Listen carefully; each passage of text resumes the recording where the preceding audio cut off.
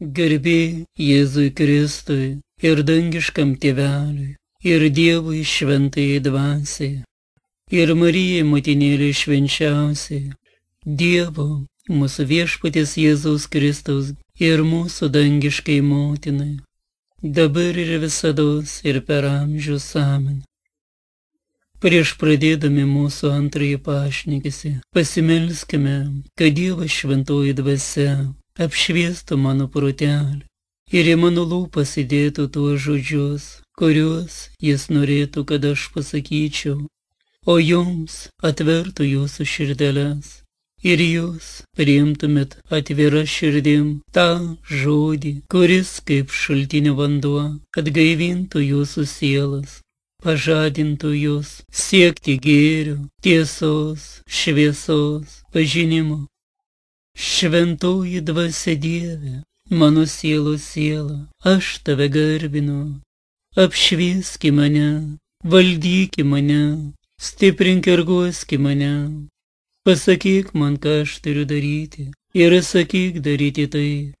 Aš pasižadu paklusti tavo valiai ir priimsi visą, ką tik liepsi man daryti. Tik padėk man pažinti tavoje valią. Amen.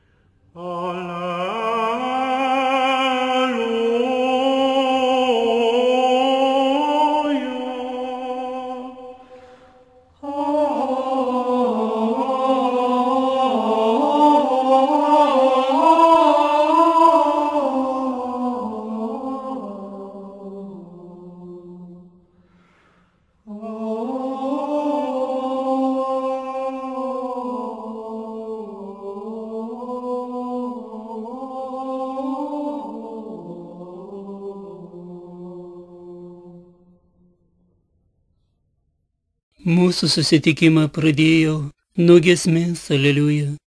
Aleliuja gieda ne tik čia žemėje, bet taip pat gieda ir danguose. Danguose šią giesmę gieda ir angelai, ir šventieji, ir jų nesuskaitomi būriai. Visų pirma, norėčiau duoti savo vaikams patį brangiausią, bet šito padaryti negaliu. Patį brangiausią jūs, vaikai, galite gauti bažnyčioje, Jėzų, esantį švenčiausiame altoriaus sakramente. O kad tai įvyktų, Jūs turite pildyti visas savo katalikiškas pareigas. Kiekvieną sekmadienį privalu nueiti į bažnyčią ir vertai dalyvauti šventosiuose mišiuose. Bet aš noriu, vaikai, įduoti jums tai, ką galiu įduoti. Aš norėčiau jums, vaikai, duoti tą meilę, kurią Dievas duoda man ir kuri gyvena mano širdyje, nes Dievas yra meilė, begalinė meilė ir begalinis gailestingumas. Ir norėčiau mūsų susitikimą pradėti nuo pat pradžių, o pradžioje vis dėlto buvo Dievas. Ir jis visados buvo, yra ir bus. Ir be jo nėra nieko, nes viskas per jį yra atsiradę. Ir iš jo viskas išeina, kas gera. Mes taip pat. Dievas pasiuntė mus į šį pasaulį ir turėsime pas jį sugrįžti. Ir tada Dievas įvertins mūsų gyvenimą. Viskas mūsų yra suskaičiuota. Ir geri darbai, ir blogi darbai, ir kiekvienas žodis pasvertas. Ir visų pirma, kai atsiskirsime nuo savo kūno ir iš šito pasaulio, ir stosime į Dievo akivaizdą, bus mums parodytas visas gyvenimas, kaip mes gyvename, ką darėme ir ko esame verti. Mes patys iš karto tai suprasime. Ir vis dėlto grįžkime į tą pradžią, kuri mums yra reikalinga, kad suprastume savo būtį šioje žemėje. Kas mes tokie, iš kur mes atėjome ir kur mes einame. Pirmiausia, pradėsiu ne nuo Adomo ir Ievos, o pradėsiu nuo įvykių danguje. Iš pradžių buvo sutvertas dvasinis pasaulis, dvasinės būtybės, angelai, cherubinai, sostai, viešpatys. Ir visi garbino Dievą. Danguje aidėjo muzika, skambėjo giesmės. Visas dangus garbino savo sutvėrėją Dievą. Ir Dievas sukūrė vienus angelus vienai paskirčiai, kitus angelus kitai paskirčiai. Vienus jis sukūrė galingais, kitus dar galingesniais.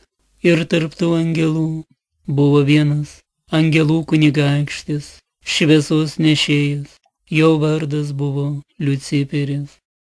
Kai jis eidavo per dangų, kaip saulė nušviesdavo visą erdvę. Buvo ir kitų angelų, archangelai, Michaelis, Rafaelis, Gabrielis. Jie buvo ir tebėra šventi angelai. Tik visa bėda atsitiko su tuo kunigaikščiu Liuciferium. Jis pasikėlė į didelę begalinę puikybę, nes vadovavo dangiškai muzikai ir panorėjo, kad visa kūrinyje garbintų jį taip pat kaip ir Dievą. To jam dar neužteko, jis panorėjo ir valdyti kitus angelus. Ir tai užtraukė Dievo rūstybę.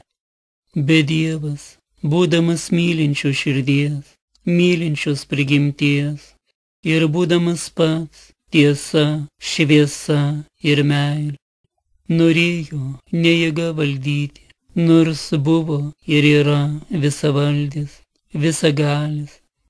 Ir Dievui nėra negalimų dalykų, bet jis norėjo, kad jį garbintų, gerbtų, ne iš baimės, o mylėdami. Ir jis bandė geruoju atkalbinti Liuciferį nuo tokių jo veiksmų. O Liuciferis jau buvo pradėjęs maištą danguje, ir jis buvo pats gudriausias iš visų sutvėrimų. Ir žinodamas taip pat sutvėrimo paslaptis ir kūrinių paslaptis, kaip jos galima paveikti, valdyti, jis panaudo gyventi be Dievo. Jis savo klastą pradėjo danguje tai žodžiais, sakydamas kitiems angelams.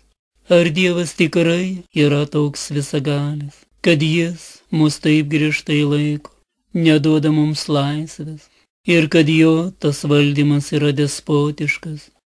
Ir taip jis pasėjo tą nepasitikėjimo sėklą kitų angelų širdise, ne visų, o tik kai kurių. Bet ir tų angelų buvo nesuskaičiuojama daugybė. Jis visiems siūlė, kas jo klausys, laisvę be Dievo, kėlė visus į puikybę. Ir štai kartą jis ištarė, jeigu Dievas tikrai yra toks visagalis, tegu sukuria tokį akmenį, kurio pats negalėtų pakelti. Ir žinote, kas tai yra? Tai yra Dievo gundymas, viena iš didžiausių nuodėmių. Pati didžiausia nuodėmė yra puikybė. O štai dabar prie tos puikybės dasidėjo ir Dievo gundymas. Kai kurie angelai iš tiesų pradeda galvoti, jeigu Dievas tikrai yra toks visagalis, tai kaip jis negali tokio akmens sukurti? O jeigu jis negali sukurti, tai koks jis visagalis? O jeigu jis gali sukurti ir negali pakelti, tai irgi koks visagalis? O Dievas, matydamas visų angelų širdis, sutveria žemę. Kaip jis tą žemę sutvėrė per 7 dienas, yra aprašyta šventame rašte. Ir buvo pirmoji diena, ir Dievas ištarė, tebūnie šviesa. Sukūrė Dievas ir saulę, ir mėnulį, ir žvaigždę. Sukūrė, kaip mes vadiname, regimąją kūrinyje, materialiąją dalį.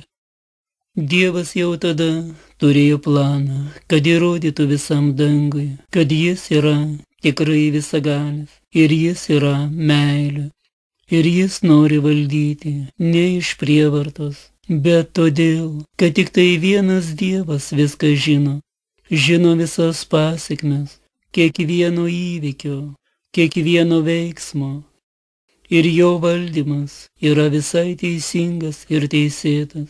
Nes juk jis viską sutvėrė, jis įsuko ir tuos elektronus apie atomus, ir įsuko tas planetas aplinkui Saulę. Viską išmintingai sujungė, ir viskas turi savo paskirtį. Ir mes net nesusimąstome, kur mes gyvename.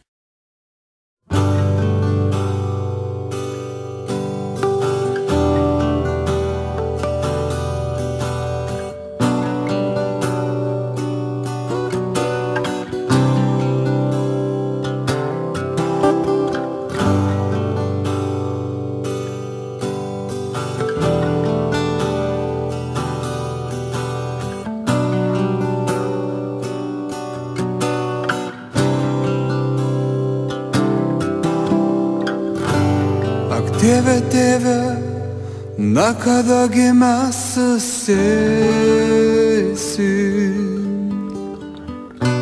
ir prisiminsime iš lėto visą tai.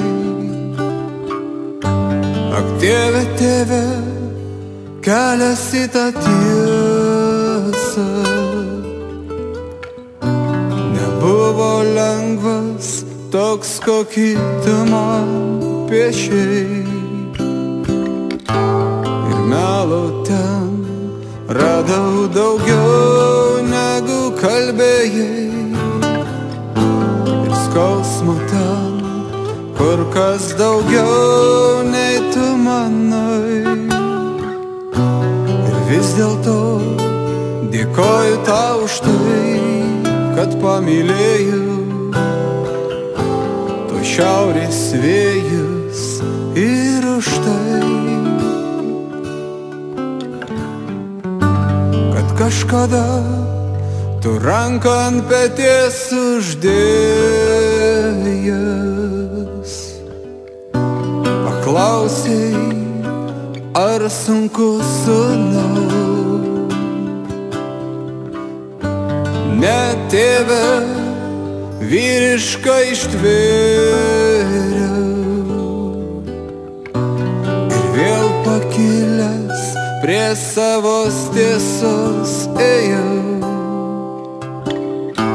Ir melo ten radau daugiau negu kalbėjai. Ir skausmo ten kur kas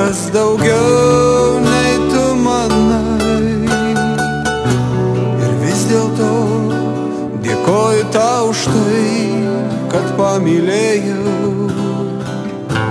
Tu šiaurės vėjas ir už tai.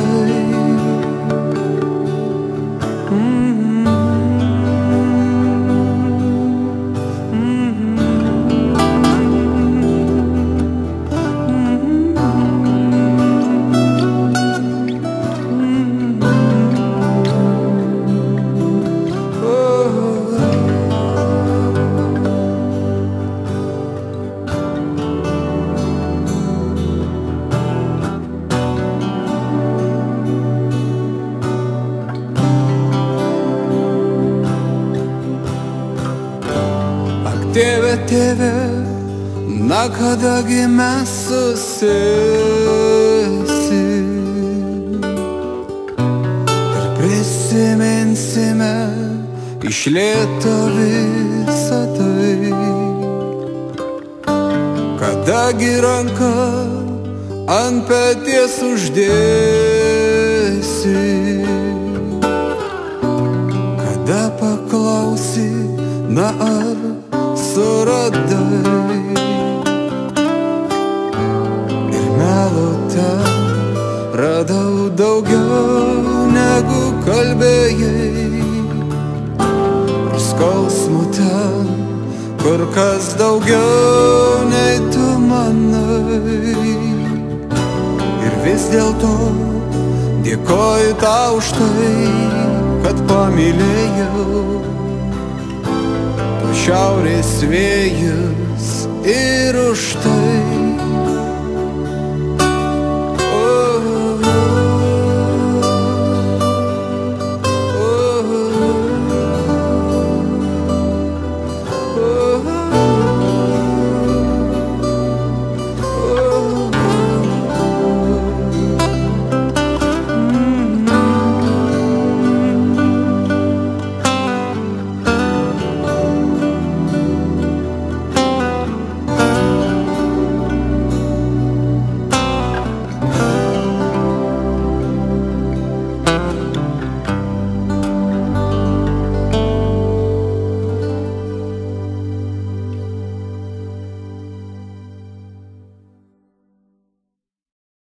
Dėkojame kunigui Egidijui, dirbusiam Jėzaus širdies parapijoje, kad neužkasi savo talentų į žemę. O iš tiesų mes gyvename didžiuliu kosminiu greičiu skriejančiame dangaus kūne, planetoje. Ir mes gyvename išorėje to skriejančio kūno, aplinkui Saulę. Fizikai puikiai žino, kokiais greičiais tai vyksta. Kokios galingos jėgos turi išlaikyti tą žemę, tokiu greičiu skriejančią aplinkui Saulę, kad ji neišskristų iš savo orbitos. Įsivaizduokit, dabar atletas, panašiai kaip ir disko metikas, paima virvę, per jos pririša sunkų geležinį rutulį ir jį įsuka. Ir žiūrėkit, kiek jėgos reikia, kad jis išlaikytų pusiausvyrą, kaip įsitempia jo raumenys, ir jis suka, o Dievas kitaip surėdė, jis taip surėdė visas jėgas, kad Saulė ne iš vietos. Saulė stovi ne iš vietos ir visiems vienodai šviečia, kaip Dievas, kad sako, ir geriems, ir blogiems šviečia Saulė, ir geriems, ir blogiems lyja lietus. Ir geriems, ir blogiems uždera derlius. Taip yra gyvenime žemėje. Bet dabar grįžkime vėl prie to skriejančio rutulio, prie to kosminio kūno, kosminio aparato, kuris vadinamas žeme ir skrieja. O mes gyvename savo ir tiek. Štai mums patikėjo saulutė, štai nusileido, atėjo naktis. Gėrimės, kaip gražiai Saulė leidžiasi į jūrą, kaip gražiai jie nudažo visą dangų, iš pradžių nudažo purpurinę spalvą, pati Saulė pasidaro didelė, raudona, ir štai žaismas Saulės ant bangų. Kokie gražūs saulėlydžiai, gražūs ir saulėtekiai, bet jie trumpesni palyginus su saulėlydžiais. Štai gyvename ir net nesusimastome, kaip viskas vyksta, iš kur visa tai atsirado, kodėl mes čia ant tos žemės, o ne kitur, ar yra kitur ir koks kitoks gyvenimas. Ir taip Dievas sukūrė visą regimąją kūrinyje per 7 dienas. Gal netikit? Nes Dievui nėra negalimų dalykų. Žinoma, Dievas galėjo ją sukurti ir akies mirksnį. Viskas būtų atsiradę taip pat, nes Dievui nėra negalimų dalykų. Bet Dievas neskuba, jis taria žodį ir įvyksta. Ir štai, nors ir bręsta tokie didžiuliai įvykiai danguje, trečdaliui angelų pradeda aptemti jų sielas, nes juose jau auga puikybės daigai, nepaklusnumo daigai. Taip pat ir piktžodžiauja jie prieš Dievą. O Dievas daro savo darbą, įveisė žemėje rojų. Ir štai Dievas sutveria žmogų, Adomą, pirmąjį žmogų. Žinoma, Dievas galėjo tą Adomą sukurti, kaip mes įsivaizduojame galiūną, stiprų savo nusistatymę, o jis sukūrė jį silpną, silpnesnį už visus angelus ir menkesnį. O po to jis sukūrė ir moterį, pirmuosius žmonės, ir Dievas žiūri, kas iš to išėjo. O jis žino, kas iš to išės, įpučia jiems savo dvasią, kuri yra gyvybės dvasia. Ir štai koks įdomus dalykas. Adomas sako, Dieve, ji manęs nemyli. O Dievas moterį sukūrė kaip pagalbininkė Adomui, kaip gyvenimo džiaugsmą, akių džiaugsmą, kad visada ji būtų jam draugė, parama. O moteris šalta ir abejinga. Ir tada Dievas, užleidžiant abiejų gilų miegą, nes Dievas, kaip chirurgas, išėmė iš Adomo šonkaulį. Galite taip nustebti, kaip galima taip išimti be skalpelio, be nieko, neprapjovus odos. O kaip Filipinų chirurgija išima.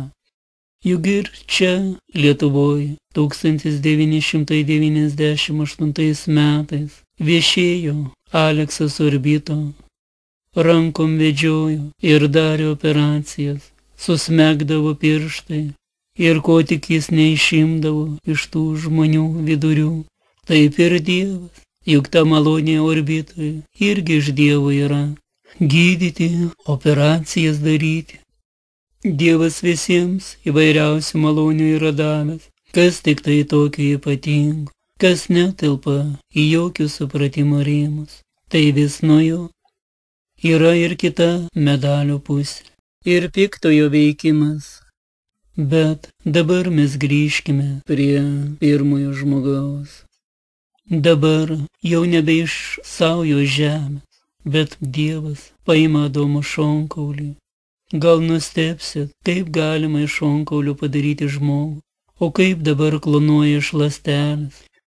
O Dievui nėra negalimų dalykų, ir jis vėl sutveria moterį.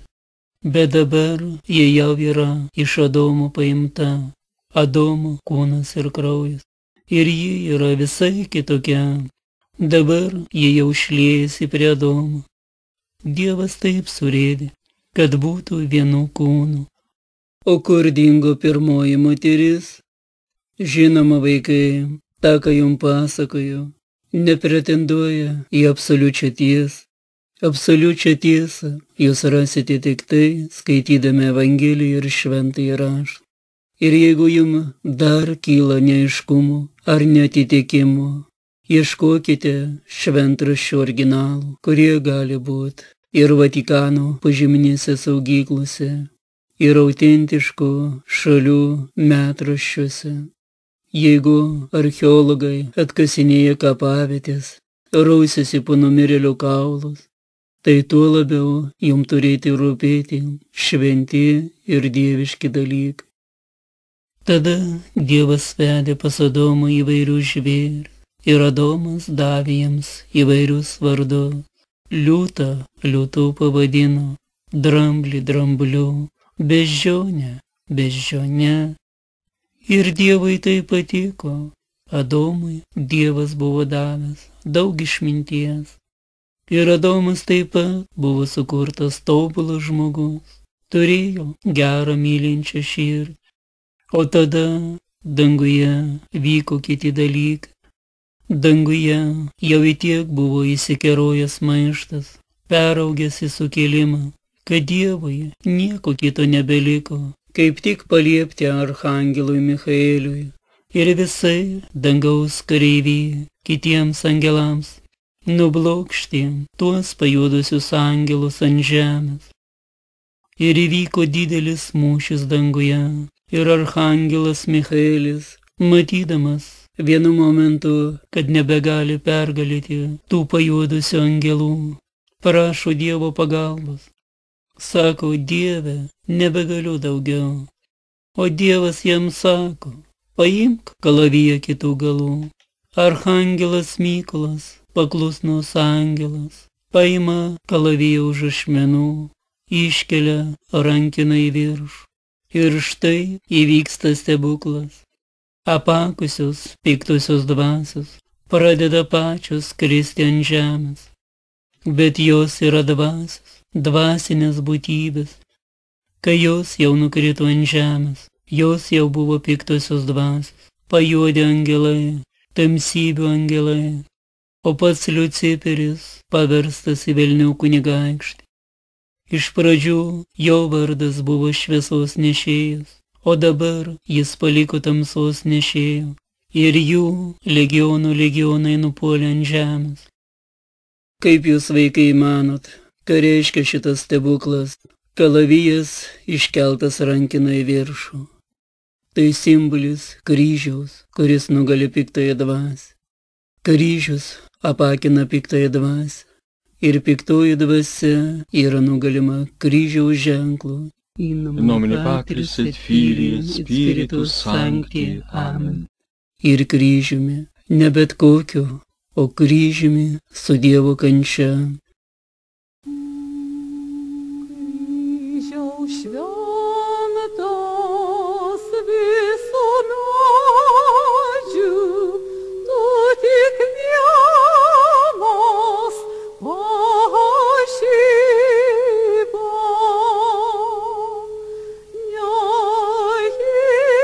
Neišaldys girios brandžios, kito tokio niekada.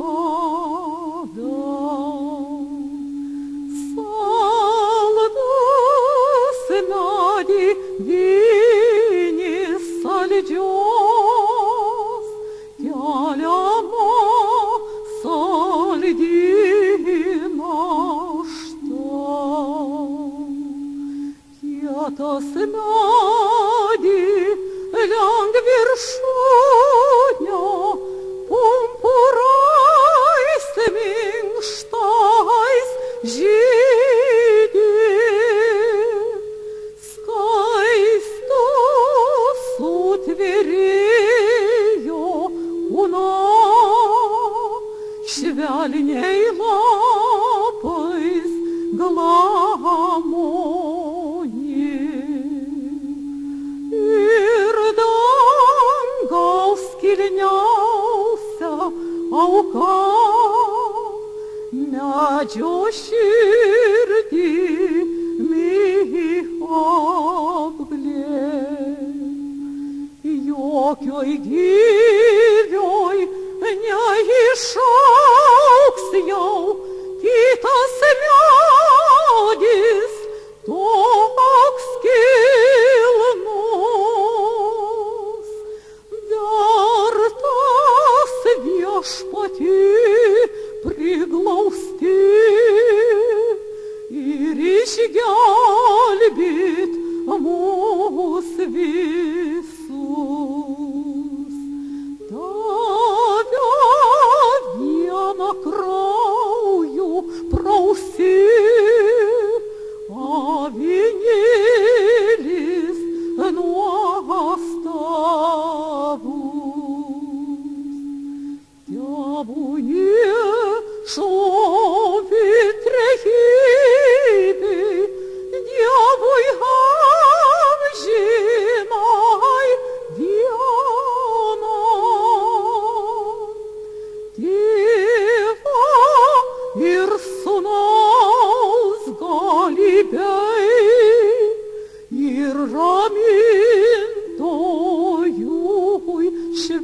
šventam.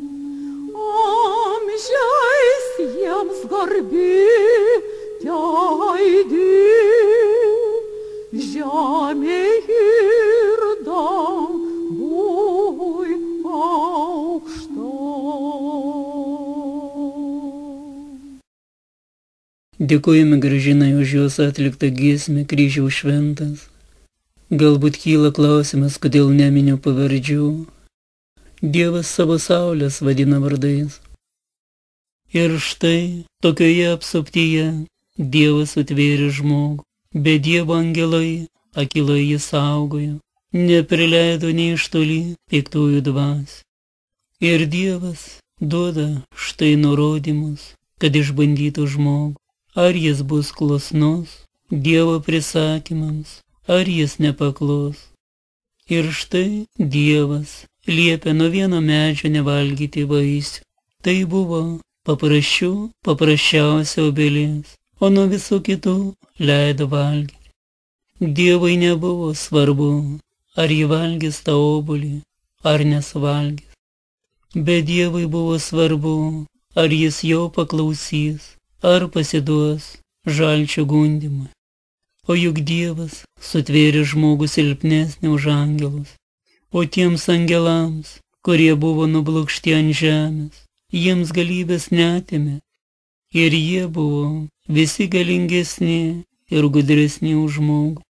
Ir Dievas leido žalčio Liuciferiui laisvai vaikščioti po žemę ir po tą patį rojų, po tą patį Edeno sodą. O jis turėjo didelę galią, galėjo taip pat pasiversti ir kūnu, ir kokiu tik nori kūnu. Ir tada jis sugundė Ievą paragauti to uždrausto vaisiaus. Įsivaizduokim paprastą dalyką, kiek yra žemėje nuodingų vaisių ir augalų, kurių negalima valgyti.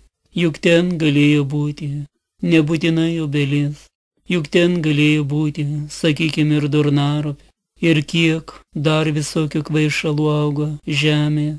Ir taip, kiek nuodingų sėklų auga žemė. Ne, bet žaltys buvo gudresnis, sako, paragaukite ir jums atsivers akis, ir jūs būsite kaip dievai, pažinsite gėrį ir blogį. Ir čia jis pakėlė žmogų į puikybę. Jūs būsite kaip dievai. Obuolys buvo gražus iš pažiūrėjimo. Ieva pati jo atsikando. Ir skonis geras, ir Adomui padavė, ir Adomas valgė. Visa tai yra aprašyta šventame rašte. Ir štai iš tiesų jiems atsivėrė akis. Iki to buvo jų šventos akis. O dabar pažeidė Dievo įstatymą.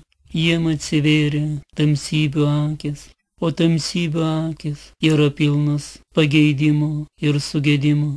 Ir jie pamatė, kad yra nuogie. Paliko gėdą jiems, o iki tol tai jie nematė. Matė, bet nesuprato, net nepagalvojo. Jie buvo šventi žmonės, o šventas žmogus yra tas, kuris pažaboja savyje visas kūno galias, sugeba pakilti aukščiau virš jų, apsimarina save, taip vadinamai, ir valgyme, ir aistras numarina. Visus kūno pageidimus sugeba sutramdyti ir tada jo dvasia yra pašventinama Dievo. Dabar yra toks maždaug kelias tapti šventu, bet tada jie buvo šventi. Ir žmogus neišlaikė pirmojo savo išbandymo. Ir aišku, žmogus galbūt būtų gyvenęs amžinai, bet jis jau buvo nebevertas to rojaus. Įsivaizduokit tik tai, ką jis tam rojui veikia. Jis džiaugiasi viskuo, viskas jam buvo po ranka. Jam nereikėjo nei valgyti taisyti, nei duonos auginti, nei žemės art. Visą laiką vasarą, visą laiką šilta, visokiausi vaisiai, paukšteliai čiulba, angelėliai gieda. Rojus, šilta, nereikia rūbų nieko, ir nei vienas gyvis nekanda. Net uodas, net tas, nėra pykčių.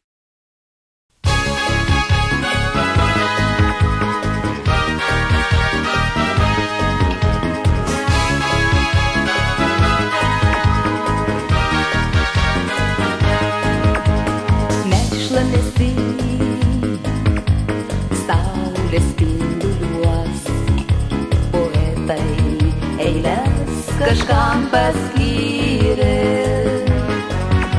Nepajutai, jau merkėsi diena, ką padarei, ką nuveikei per ją. Čia rojus, gyvenimo rojus, čia pragaro rožės, nevysta amžinas grožis, čia mylisi, kenčia ir žudos. Čia rojus, čia rojus, čia rojus, čia pragaro dygiosios rožės, nuvysta tik laikinas grožis, taip mylisi, blaškosi žmonės. Čia rojus, čia rojus, čia rojus, čia pragaro dygiosios rožės, nuvysta tik laikinas grožis, keleiviai mes savo kelionės, prarandame save, susiviliojam, gyvenimo tuštybėje paskendam. Kas atpažins tikruosius bruožus ir kas uždegs spindėjimą akių. Rojus, gyvenimo rojus, čia pragaro rožės, nevysta amžinas grožis, čia mylisi, kenčia ir žudos. Čia rojus, čia rojus, čia rojus, čia pragaro dygiosios rožės, nuvysta tik laikinas grožis, taip mylisi, blaškosi žmonės. Čia rojus, čia rojus, čia rojus, čia pragaro dygiosios rožės, nevysta tik amžinas grožis, keleiviai mes savo kelionės.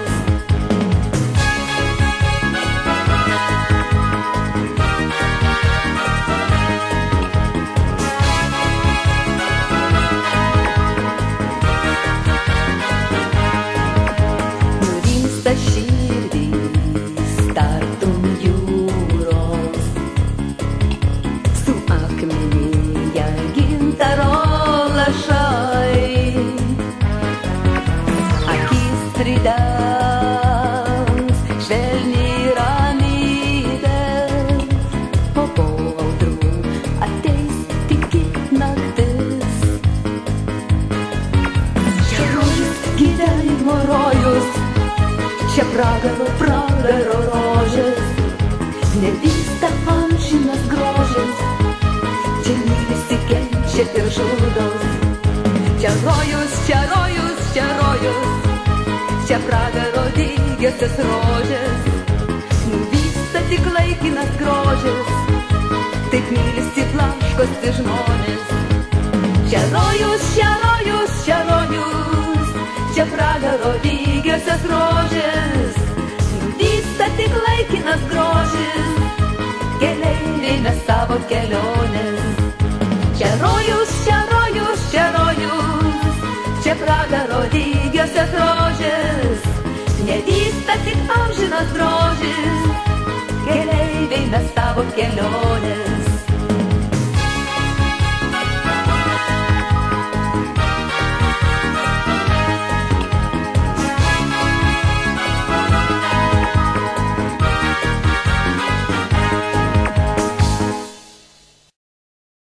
Dievas myli linksmą davėją.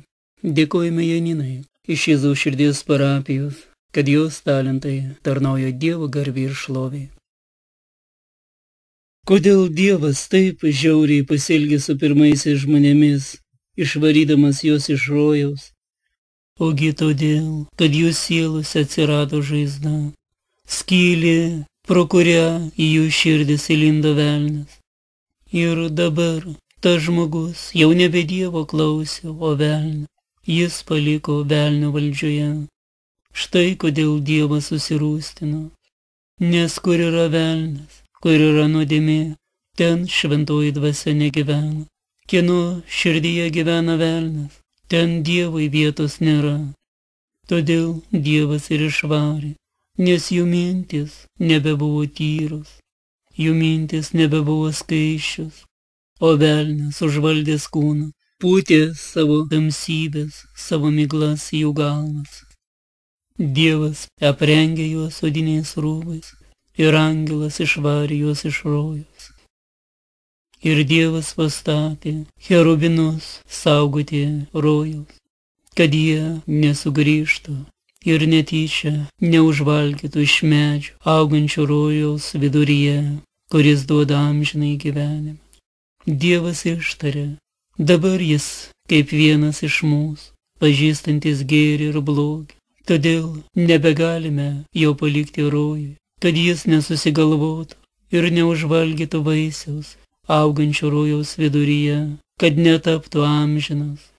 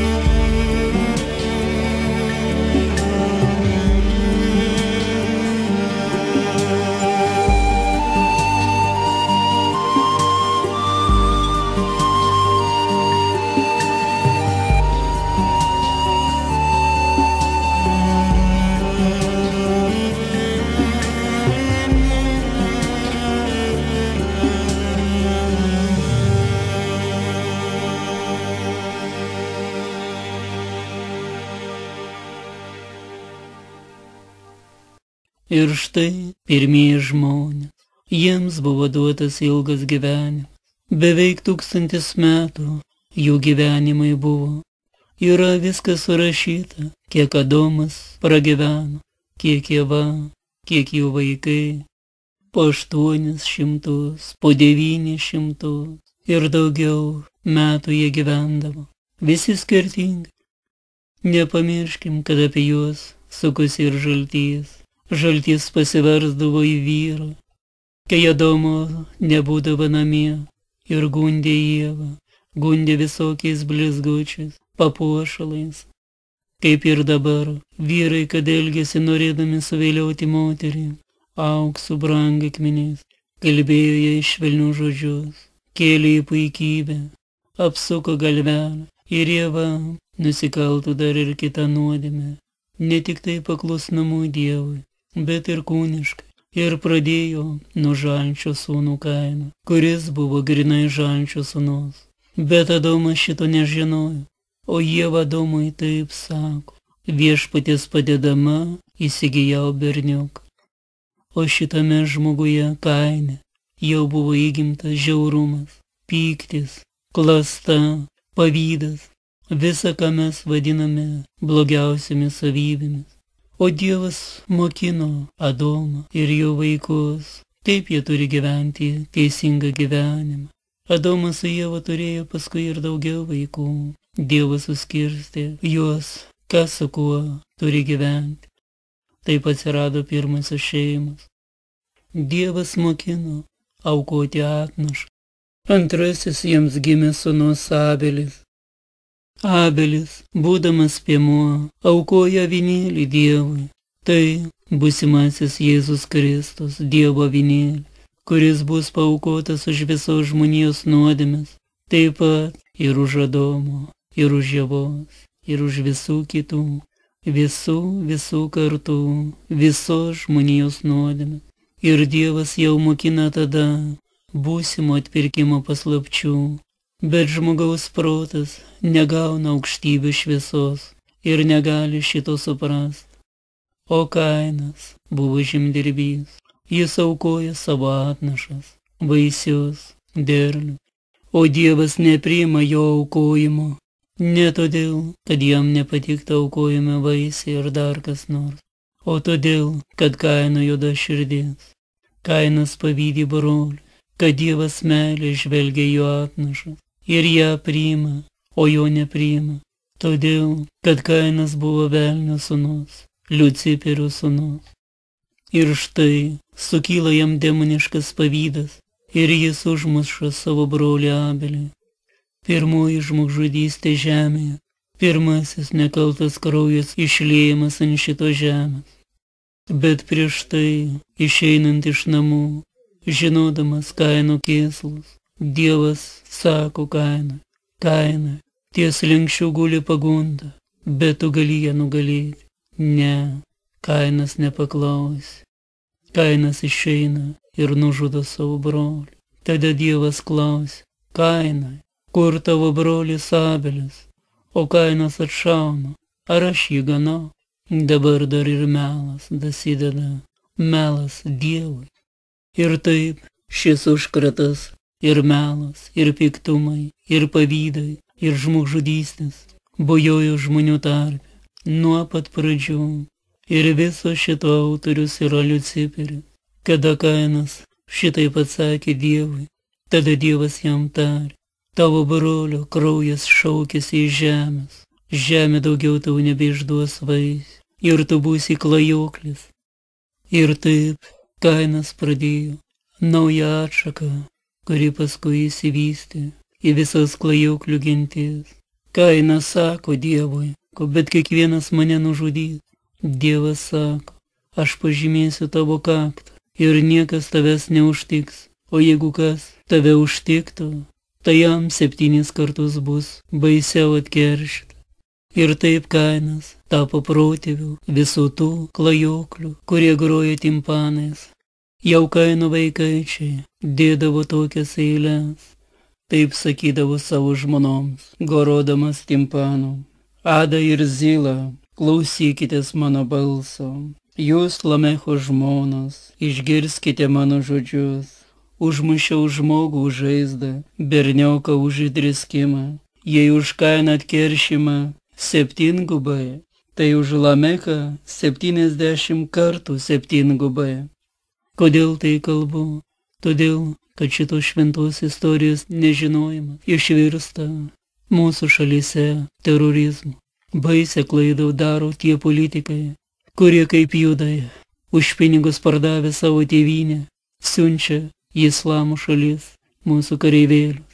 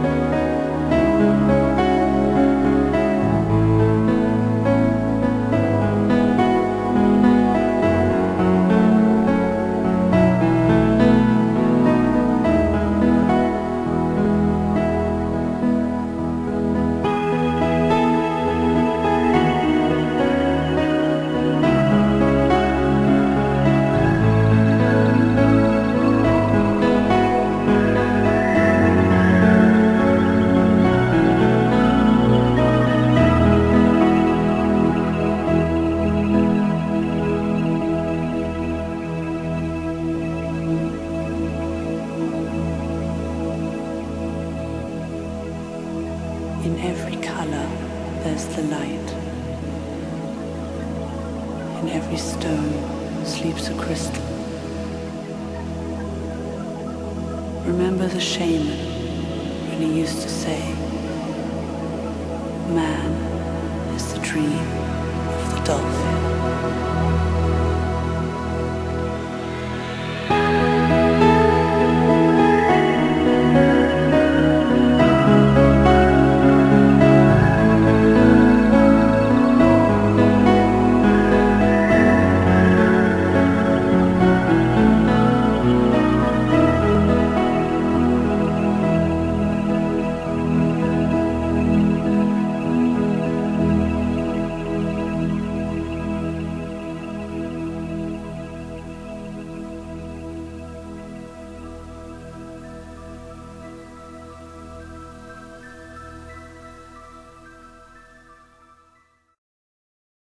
Senovinis žaltys, jis turi daugybę vardų, jis yra labai gudrus. Jis yra daugybės religijų įkūrėjas ir įsteigėjas, nes jis yra melo dvasia. Ir jis visą laiką veda kovą prieš Dievą, prieš tiesą, prieš gėrį, prieš meilę, prieš šeimą, prieš gyvybę. Jam svarbu ne žmonės, jam svarbu laimėti jų sielas, kad būtų nusistatę prieš Dievą, kad tarnautų blogiui. Matot, kokį darbą dirba velnias. Danguje jis tarp angelų pasėjo netikėjimo sėklą. Dabar jis netikėjimo sėklą sėja žemėje, žmonių širdise. Ir jis ją sėja labai sėkmingai. Ištisas tautas suvedžioja ir padaro Dievo priešais. Bet Dievas irgi nemiega. Dievas dirba savo darbą. Dievo tikslas – išganyti žmogų, o velnias dieną naktį nemiega, kaip riaumojantis liūtas, sukasi aplinkui kiekvieną, tykodamas ką praryti. Šitos žodžius reikia suprasti, sugundyti į nuodėmę. Jisgi dvasia, jam galybė neatimta, jis bet kam sugeba apsukti galvą. Ar jūs galvojat, kad jis negali prezidentam galvos apsukti? Visiems apsuka. Ar jūs galvojat, kad ministram negali apsukti galvos? Visiems apsuka. Ar jūs galvojat, kad kunigam, viskupam, ar netgi popiežiam jis negali apsukti galvos? Visiems apsuka. Jam tik vieno tereikia, kad žmogus nusidėtų, ir jis jau yra jo valdžioje, ir jis vykdo jau nebe Dievo valią, o jo velnio valią. O nuodėmių, tai kokių tik nėra rūšių. O kokia pati didžiausia nuodėmė, pirma pradė nuodėmė, yra puikybė. Kas per aš, ką aš galiu, kaip aš dainuoju, kaip aš groju, kaip aš piešiu, kas per aš. Žmogus pakyla į puikybę. Ir štai jis jau velnio valdžioje. Ir pats nebesupranta, kad jis jau daro nebe Dievo darbus, bet kovoja prieš Dievą. Sakau dar kartą. Bet Dievas daro savo darbą. Dievas savo mintį audžia tūkstantmečiais. Ir štai prisiveisė pilna žemė žmonių. Jie linksmai gyvena, geria vyną, dainas dainuoja, prisitaikė, linksmi, patenkinti. Ir jie nebegalvoja, kas, iš kur, prie ko, kodėl. Ir per tą žmoniją Dievas vis tiek veda savo liniją. Jis kaip selekcininkas augalėlį vienas su kitu, taip jis dvasioje daro tokius dalykus, veda savasias atžalas, kaip jis veda žmogų, kaip jis pasirenka tautas, o pasirenka būtent pačius paskutinius, pačius negabiausius, pasirinko žydų tautą ir štai jis ją pradeda vesti. O tiesa, praleidau dar ir Nojų, ir Tvaną, o kur Sodoma ir Gomora, kur Lotas ir jo dukteris, kai žmonija jau buvo tiek sugedusi, ir Dievas matė, kad nebėra jokių vilčių, kad žmonės pasitaisys ir atsivers į gerą, pasipriešins blogiui, paklausys savo sutvėrėjų. Dievas tada pasirenka dorų žmogų Nojų ir liepia jam pasistatyti laivą, didelę medinę dėžę. Kaip jie pastatyti, Dievas pamokina Nojų. Kaip Nojus su savo sūnumis ir marčiomis surenka visus žemės gyvus po du ir susodina juos į laivą. Ir kada tai jau buvo padaryta, tada iš dangaus pasipylė lietus. O, kokia liūtis! Iš pradžių šaukė nesupratę žmonės. O, tai bent pila, sako, kaip iš kibiro. Tada nebuvo kibirų, tada iš puodinių, bet kai apsėmė kirkšnis, jau pritilo. Kai kelius apsėmė vanduo, jau pradėjo dirbėti jų širdis. Bet atėjo laikas, kada jie jau pradėjo šaukti pagalbos. O Dievo šauktis tai nemokėjo. Mokėjo tik keiktis, bartis, pykti ir priburbuliavo. O lietus nesiliovė, pylė ir pylė. Visą žemę apsėmė vanduo, net aukščiausius kalnus. Kiek jo buvo, niekas nepasakys. Nes Dievui nėra negalimų dalykų. Kur tie vandenys paskui pasidėjo, ar vėl juos išgarino, ar kaip, šito mes nežinome. Dievas žino, jam nėra negalimų dalykų. Ir taip Dievas vėl pradėjo naują kartą nuo Nojaus iki Abraomo, o Abraomas buvo Dievo žmogus. Buvo jau išvestas Izraelis, kaip Dievas galingai veikė savo visagalybę. Ugnies tulpuojo pirmą žydų, kaip jis praskyrė Raudonąją jūrą, ir tam jis pasitelkė tą menką žmogų, liepdamas pranašui Mozei ištiesti lazdą virš jūros. Ir Dievas praskyrė. Visa tai yra šventoji istorija, surašyta šventame rašte. Dabar kiekvienas gali paimti ir pasiskaityti šventąjį raštą. Štai mes vėl susidurėme su paprastu dalyku. Buvo laikai, kai kunigai mokino žmonės, kad patys neskaitykit švento rašto, kad nesuprastumėt, ką nors klaidingai. Dabar jį jau skaito visi, kas tik nori.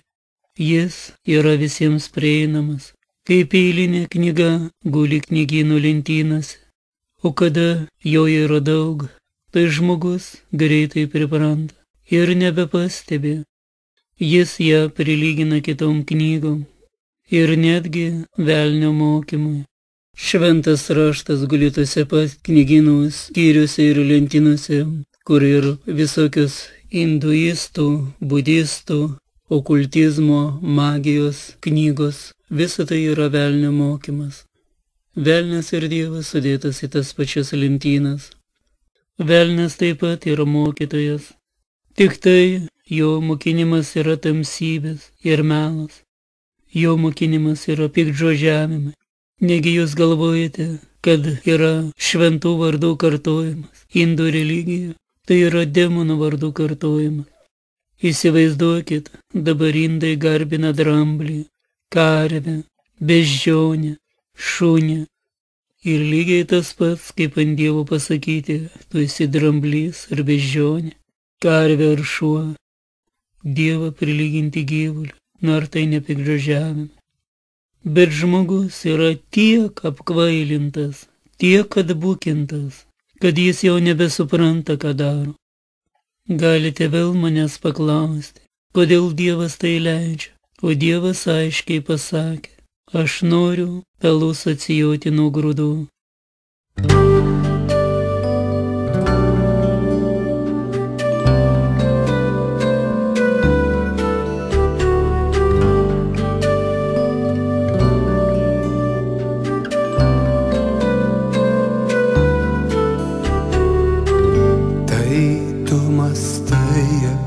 Mane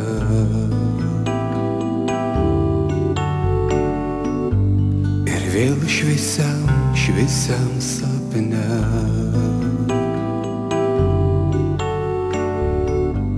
mane baltai žiedais apsnigo. Tai tu mąstai apie mane ir saugai mano miegą, širdies jausmu meldiesi tu.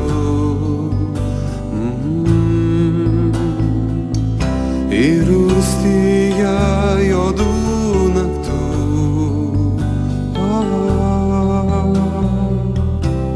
Akloj tamsoj nežinomybės, tylia šviesa tavų maldų, viltis negęstanti man žiba.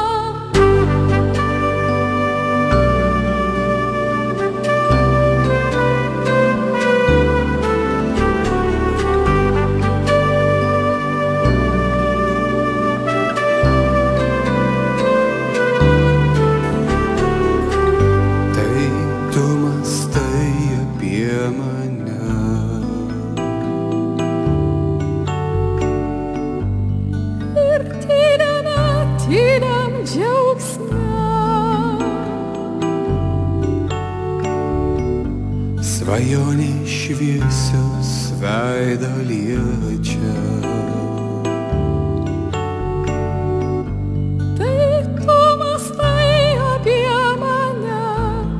Ir žvaigždės šviečia, šviečia, širdies jausmu meldiesi tu. Ir rūstyje juodų naktų.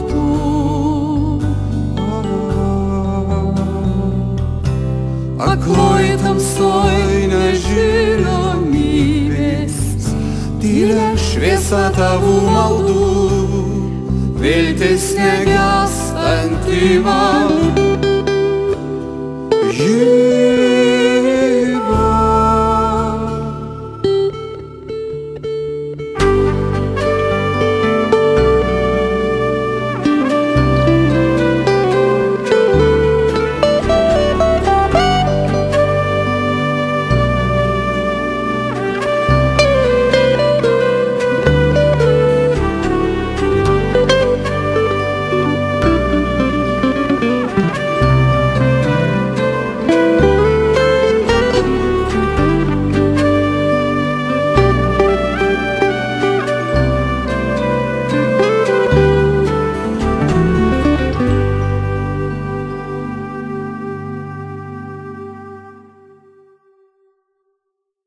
Dėkojame kunigui Egidijui ir Sigutei už šią lyrišką dainą. Taip pat jiems padėkosime savo ruožtų maldoje. O dabar grįžkime prie mūsų temos. Kas tie grūdai ir kas tie pelai? Kas bus su tais grūdais ir kas bus su tais pelais? Pelus, sako Viešpats, aš sudeginsiu ugnimi neužgesinamą, o grūdus aš supilsiu į savo ruodus. Čia apie mūsų sielas. Grūdai Evangelijoje skaitome, grūdas kritęs į žemę, jeigu jis apmiršta, duoda vaisių šimteriopą, 60 ir taip toliau. Tai reiškia, tas, kuris nusigali savo aistras, kuris yra teisingame kelyje, kuris savo gyvenimą pašvenčia Dievui ir neša gero vaisiaus. Pelai arba dulkės – tai tie žmonės, kurie plaukia pasroviuje, prisitaikydami prie aplinkybių ir šios dienos. Tai tie, kuriem nesvarbu, ką prekiauja, ką daro. Svarbu, kad tik mokėtų pinigus. Jeigu jau prekeiviai iš Šiluvos atlaidus atsiveža įkrautų demonų dvasias smilkalų indiškų drambliukų, laimę kabutėse nešančių, tai vis paleistuvystės demonai ir jų darbai. Tokie prekeiviai bus atmesti nuo Dievo veido ir jie turi būti atmesti ir turi rūpėti tai. Bet viena nelaimė, kad mūsų pažinimas yra per silpnas ir per menkas. Jeigu mes nepirktume, neliestume, argi jie galėtų išsilaikyti su tokiom prekiam. Taip mes esam kalti, todėl, kad nesistengiam pažinti Dievo, jo veikimo, jo mokymo, jo pažinimo.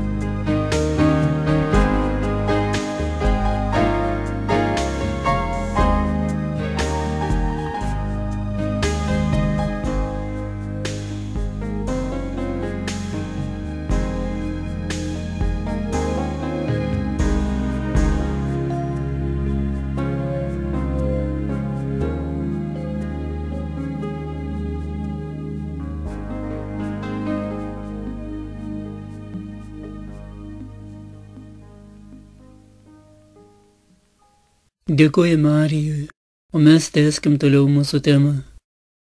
O dabar vėl grįžkime prie istorijos. Senasis testamentas, jis gana šiurpulingas. Dievo tokia galybė ir tokie nepaaiškinami veiksmai, kad reikia gilaus supratimo, kodėl taip įvyksta. Dievas veda savo tautą Izraelį, eidamas priešakyje jam, nugalėdamas pagonis ir juos sunaikindamas. Kodėl taip Dievas daro? Juk ir tie pagonis turi savo vaikų. Bet visa bėda yra tikėjime, religijoje. Kas iš to, jeigu garbinsi kūrinį, medį, akmenį, saulę, ar dar kažką, ir būsi klaidoje, ir siela bus klaidoje, misi vien melu. Kas iš to, jeigu siela pražus? Kiek tas kūnas ilgai gyvens, pavirs į dulkes taip pat. Svarbiausia siela. Dievas paleidžia sielas, kad jos subręstų, užaugtų pažinime, tiesoje, įgytų tų savybių, kuriomis jis pats spinduliuoja. Tam reikalingas mokymas, tam reikalingas pažinimas, Dievo pažinimas, ir tam reikalingi mokytojai ir dvasininkija. Praeina 3000 metų, žmonija verda kaip katile, kovos, užkariavimai, o Dievas dirba savo darbą. Ir vieną naktį ateina Kalėdos, ilgiausiai lauktas nuo pasaulio sutvėrimo žmonijos istorijoje įvykis. Pats Dievas apreiškia save, nebe tik žodžiu, bet ir kūnu. Jis priima silpno ir menko žmogaus kūną, tampa juo ribotas. Būdamas dvasia visagalė, jis tampa kūnu. Kur paslaptis? Sutvėrė Dievą žmogų ir sako angelams, nusilenkite žmogui. Ir čia vėl eina išbandymas visam dangui. Dievas aiškiai išbando angelus, kurie tebėra jo angelai, paklusnus jam, ir kurie yra maištingi angelai. Kurie buvo Dievui paklusnus, tie nusilenkė, o kurie buvo puikybėje, kuriuose jau buvo pasėta šėtono sėkla, tie ištarė, jis sutvertas iš žemės, o mes iš ugnies, mes jam nesilenksime. Ir išlindo įla iš maišo, ir pagavo Dievas visus, kas buvo jo ir kas prieš jį.